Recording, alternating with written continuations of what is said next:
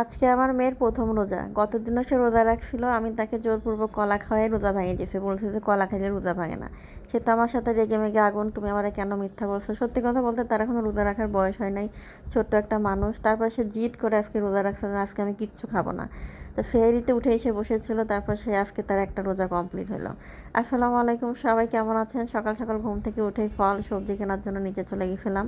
তো স্বামীরে বললাম, সে বললো তুমি যা কিনে নিয়ে আসো। তো কিনে কেটে এসে যে এত কিছু গুছাইতে গুছাইতে কিন্তু আমার একেবারে 12টা বেজে গেছে, মানে বেলা 12টা বেজে গেছে। এই মাথা থেকে ওই মাথা পর্যন্ত সব গুছাই গুছাই রাখছি। আর গুছাইতেই কিন্তু বেশি সময় লাগে, রান্না করতে আমার মনে হয় অত বেশিটা কষ্ট হয় না যতটা কষ্ট হয় গুছাইতে। তা আমি এদিকে ভাজি করবো, আলু, সিম, টমেটো, গরুর মাংস, এদিকে মুড়ি ঘন্ট। এখানে আলু ডিম সেদ্ধ করতে দিয়ে দিয়েছি, আলুর চপ বানানোর জন্য ডাল বেটে রাখছি, ডালের বড়া বানাবো। এক গাদা পেঁয়াজ কাটতে হয়েছে, সাথে যে একটু কাস্টার্ডের জন্য দুধটা পুরো 1/2 কেজি দুধ একেবারে 1 পোয়া বানায় রাখছি, এখন কাস্টার্ড পাউডার দিলে নামাই নিলেই হবে। তো এদিকে মুড়িঘণ্টর জন্য এই যে সব কিছু দিয়ে দিলাম সেদ্ধ করে নেওয়ার জন্য। চর্বিটা আগে সেদ্ধ করে নিয়েছি, তারপরে আবার ওটার সাথে ডাল টাল দিয়ে আবার সেদ্ধ করে নিচ্ছি। তো ওই রেসিপিটা আরেকদিন আপনাদের সাথে শেয়ার করবো। তো যেহেতু এটা আমার রান্নার রেসিপি বা রান্না বা সব ধরনের ভিডিওই আমি পেজে চাইলে ছাড়ি, যেহেতু এটা প্রফেশন হিসাবেই নিছি। তো আমি এখান থেকে ইনকাম করি বা না করি সেটা তো পরের বিষয়। বিষয়টা হচ্ছে যে ভিডিও নিয়মিত দিতে হবে, তার জন্য দিতে হয়। এখন কে কেউ বলবেন যে রান্নার ভিডিও দেন কেন, ছবি ছাড়েন কেন রোজা রমজানের দিন। তো রোজা রমজানের দিন আপনার তো চাকরি ব্যবসা এগুলো সাইডে বসে নাই, তাই না? তো সেই ক্ষেত্রে যেহেতু আমি একটা কাজ করতেছি, এগুলো আমার সাইডে বসে থাকলে চলবে না। তার জন্য প্রতিদিন যা করি সেগুলোরই ভিডিও আপনাদের সাথে শেয়ার করি। তো যাই হোক, এই যে আজকের ইফতারির আইটেম প্লাস রান্নাবান্নার আইটেম করতেছি কিছু লোককে খাওয়াবো বলে। তো এই লোকজনগুলা আমাদেরকেও খুবই কাছের, আবার বলা যেতে পারে কোনো বন্ধুবান্ধব বা রক্তের সম্পর্ক কেউই বা না।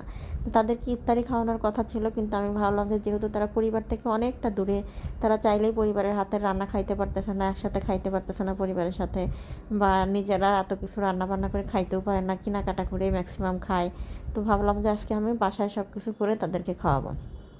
তো আমি রাতের রান্না খাওয়ার জন্য যে গরুর মাংস, মুড়িঘণ্ট, একটু ভাজি ভাত এগুলো দিব। তো ভাবছিলাম যে একটু মাছের আইটেমও করব, তা সেটা করতে পারলাম না। যে অনেকগুলো ইফতারি আইটেম এতগুলো রান্না একসাথে করতে অনেকটা সময় লেগে গেছে।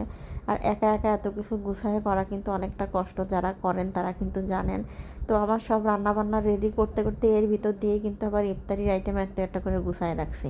তো রান্না করতে করতেই প্রায় 3টা বেজে গেছে। রান্না করা মানে বিশেষ করে রান্না করা, যে গুছানো সব কিছু করতেই 3টা বেজে গেছে। তো এর মধ্যে কিন্তু আবার গোসল নামাজ সেগুলো করা হয়েছে। তারপর ভাবলাম যে একটু রেস্ট করে 4টা পর্যন্ত, তারপরে উঠে বাকি কাজগুলো সারবো। তো এদিকে গরুর মাংস কিন্তু রান্না করা হয়ে গেছে। এখানে প্রায় দেখা যাচ্ছে অল্প একটু, এখানে প্রায় 2.5 কেজি মতো গরুর মাংস আছে। তো আমার বাসায় কিন্তু একজন হেল্পিং হ্যান্ড আছে, সে মাত্র 2টা কাজ করে, ঘর মুছে দিয়ে দেয়, একটু কাপড় ধোয়া বা থালা বাসন মাজা, তাছাড়া বাদ বাকি অন্য কোনো কাজ কিন্তু আমি তাকে দিয়ে করাই না। তো থালা বাসনও দেখা যায় যে রাতেরটা যেটা থাকে ওটা মেজে দিয়ে দেয়, সারাদিনকেরটা আমি ধুয়েই ফেলি। কখনো কখনো একটু পেঁয়াজ টিয়াজ কেটে দেয়, বাদ বাকি কোনো কাজই কিন্তু আমি তাকে দিয়ে করাই না। সম্পূর্ণ একা হাতেই করতে হয়, তার জন্য কিন্তু অনেকটা প্রেশার পড়ে যায়।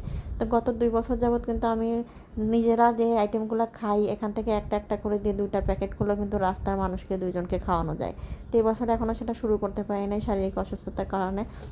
তো আমরা তাদেরকে একটু ইফতারির আর হচ্ছে একটু রাতের খাবার, তো সেসব আয়োজনে তাদের জন্য করতেছি। তো প্রতিদিন আমরা যা ইফতারি খাই, আজকে তাদের জন্য সেই আয়োজনগুলাই করলাম। তো এই সামান্য আয়োজন তাদের জন্য করলাম। তো কেমন হলো অবশ্যই একটু কমেন্ট করে জানাবেন। তো আজকে এই পর্যন্তই, চলে যাচ্ছি। দেখা হবে অন্য কোনো দিন অন্য কোনো ভিডিওতে। সে পর্যন্ত সবাই ভালো থাকবেন। আল্লাহ হাফিজ, টাটা, বাই বাই।